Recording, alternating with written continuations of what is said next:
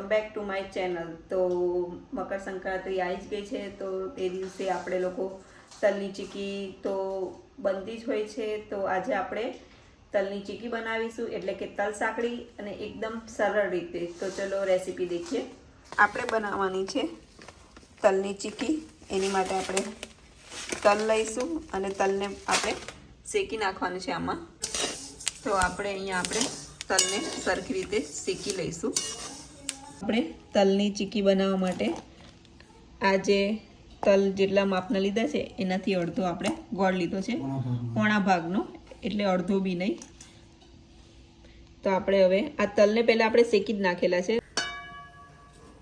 તો આપણે એમાં ગોળ મેલ્ટ કરવાનો છે। એની માટે આપણે એમાં 2 પરી તેલ નાખેલું છે, એમાં તમે ઘી પણ નાખી શકો છો।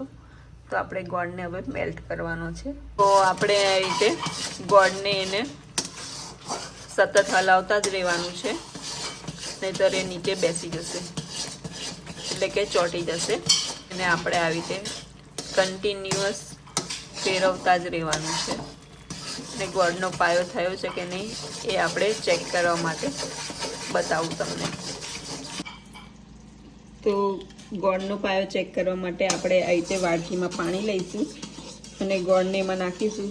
જો આ લાંબુ થાય છે એનો મતલબ હજી આપણે એને શેકવાનો છે, આવું ના થવું જોઈએ। તો હજી આપણે એને થોડું શેકીશું। તો હવે આપણે પાછું એને ચેક કરી લઈએ।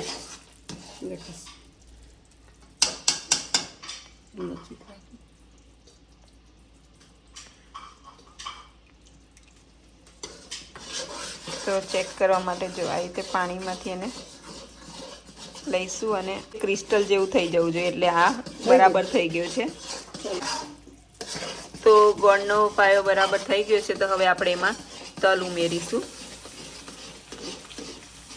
તલને આવી રીતે ફેરવતા જઈને જ ઉમેરવાનું છે, નહીંતર આપણાથી સરખું ફેરવાય નહીં। અને આમ જોરદાર તાકાતવાળું માણસ જોઈએ સારી રીતે ફેરવવા માટે। તો આપણે આને સરખી રીતે તેલથી ગ્રીસ કરી દીધેલી છે, અને હવે આપણે એને ફટાફટ આમાં અહીંયા પ્લેટફોર્મ પર પાથરી દેવાની છે। પ્લેટફોર્મને નીચે ગ્રીસ કરી દીધેલું છે તેલથી। બટર પેપર પણ યુઝ કરી શકો છો, પણ આપણે આ દેશી તરીકો છે।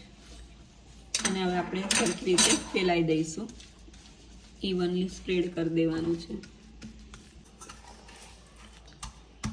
તો આપણે વાડકીની મદદથી એને આપણે ઇવનલી સ્પ્રેડ કરી દઈશું, પતલું પતલું સ્પ્રેડ કરવાનું। આપણે આવી રીતે વાડકીની હેલ્પથી અથવા વેલણથી પણ એને આવી રીતે સ્પ્રેડ કરી દેવાની, પતલી પતલી વણવાની છે। એટલે અમે બહુ પતલી બી નહીં કરતા, માપની રાખીએ છીએ, એકદમ પતલી નહીં ફાવતી।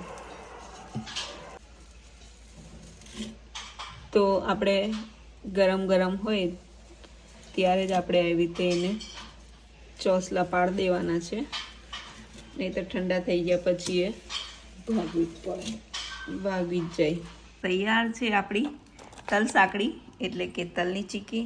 જો એકદમ મસ્ત છે, જો એટલે ગોળનો પાયો એમાં સહી હોય ને તો આવી બને, નહીં તો પછી પેલું ખેંચાઈ જાય ને એવી થઈ જાય।